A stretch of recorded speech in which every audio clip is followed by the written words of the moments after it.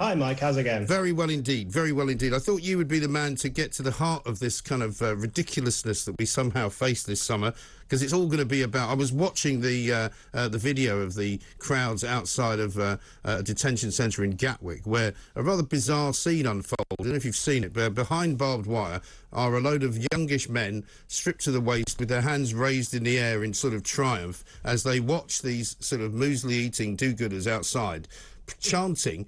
no Rwanda. Absolutely unbelievable scenes. Completely bizarre scenes, and really sums up the state of supposedly radical politics these days, where it's the politics of pity.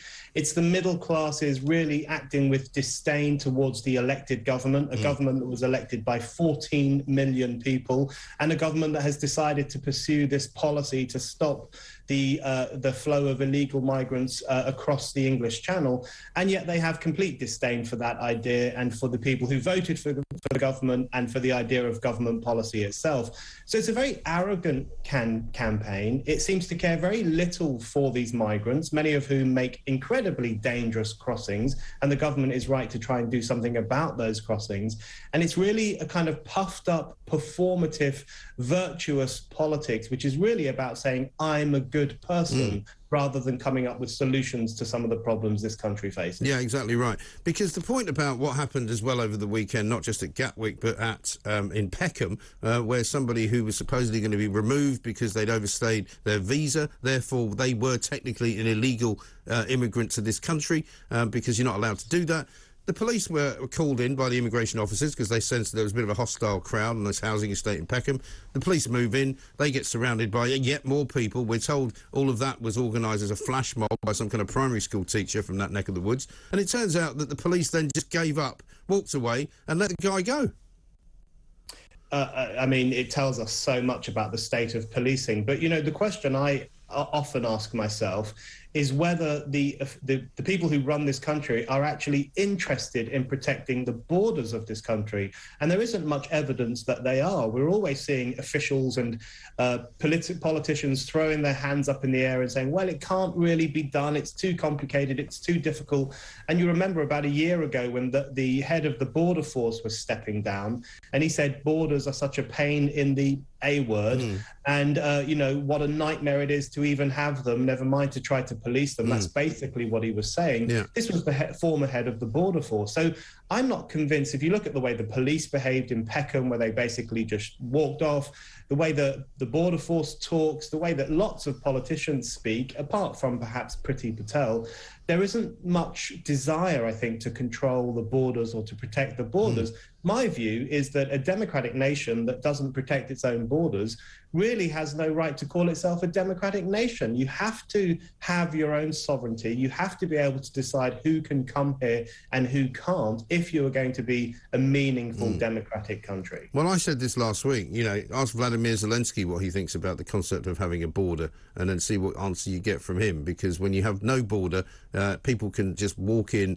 willy-nilly and do whatever they like. If you do have a border, they have to invade you, which of course is even worse, but the point is at least you've got something to defend. You know, according to these do-gooders, Zelensky should just allow Putin to come in, walk all over him and take over the country, because borders don't matter after all. On Friday, by the way, Brendan, we broke an amazing story which we're still running with this week, which is this organisation called Migrants Organise. This is a charitable organisation that's been running since about 1993, peppercorned and honeycombed with lefties. They actually receive money, believe it or not, from bona fide charities like Mind, like Shelter. They get money from Sport England. They've had money from the Greater London Authority. It turns out that government money is going to a lot of these organisations, including the very ones that are today in court fighting the government over this policy. It's absolutely mad. And one of the other organisations fighting them in the courts today is the Public Service Union. It's crazy. It really is crazy. And you know, I wish that people who are pro-immigration would be more honest. That's the thing I want them to do. Yes. You know, I have a fairly liberal view on immigration. I have a probably more liberal than most people in the country. But I recognise that we live in a democracy, and if I want to win the argument about immigration, I need to go out there and have it and convince people and encourage them to vote in a way I think they should vote. As it happens, most people in this country were worried for a number of years about immigration levels. They were worried about the lack of policing around the border.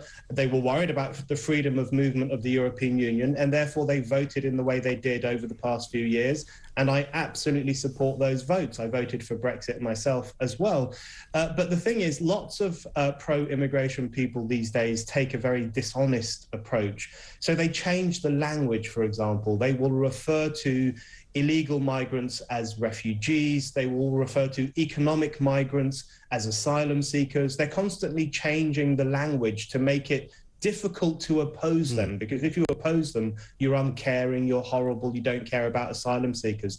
So this way in which they twist language and use those kinds of arguments against government policy in court, which is not a democratic sphere, I think it's all become very slippery and undemocratic, and they should be having the argument with the public, but they haven't got the bottle to do that. Well, this is the thing. I mean, on Friday, the High Court judge ruled that the migrants' argument that this was an irrational thing to do, to deport people to a place called Rwanda, despite the fact that, by the way, Rwanda has been used as a haven for refugees for quite a long time. The UNHCR actually evacuated people from Syria to Rwanda. So for the UN now to say people shouldn't be going to Rwanda is completely hypocritical. You know, Israel have sent refugees to Rwanda. Scandinavian countries have sent refugees to Rwanda. It's been going on for a very long time. Rwanda's a perfectly good place to send people. And when you have the ridiculous irony of people saying, oh, but you're sending them thousands of miles away to a place they've never been, well, how do you think they got here?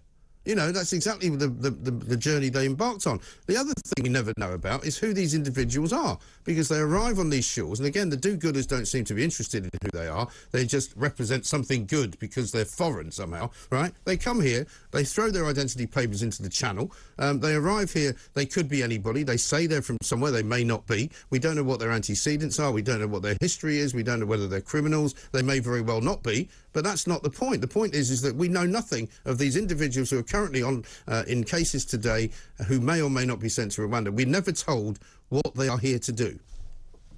Yeah, that's a serious problem. And as you say, one of the ironies of the current campaign is that it makes Rwanda look like some kind of backward heart of darkness. Yeah. How dare you send How people... racist. Yeah, how dare you send people to Rwanda? What a terrible, terrible place to live. So they end up depicting an African country which has made huge leaps and bounds forward over the past few years. They end up depicting it as a hellhole, which is really ironic. But also, I think this point about knowing who's coming to the country, I think the key point to make about this is it is not racist to be concerned about who comes to a country, to want to know who's coming, to be able to measure in some way that this number of people have come and they've been allowed in for these purposes and they're given these rights. All of that, controlling your borders and knowing who's coming in and who's going out is the right of every sovereign nation. And the way in which that's been depicted as a form of racism, I think has such a detrimental impact on public discussion, because instead of having an honest, practical discussion about what kind of immigration we might need in the future, instead it becomes a shouting match between these virtuous middle classes who think the rest of us are just a bunch of racist gammon. So they've really destroyed our capacity to have the kind of discussion about immigration that we need to have. Yeah, I couldn't have put it better myself. Brendan, stay with us if you would. Chief political writer at Spiked. We've got plenty to talk to him about, including the war on women, the future of Boris Johnson, the cost of living, of course, and also the old railway strikes. They're still coming up as well. This is talkTV.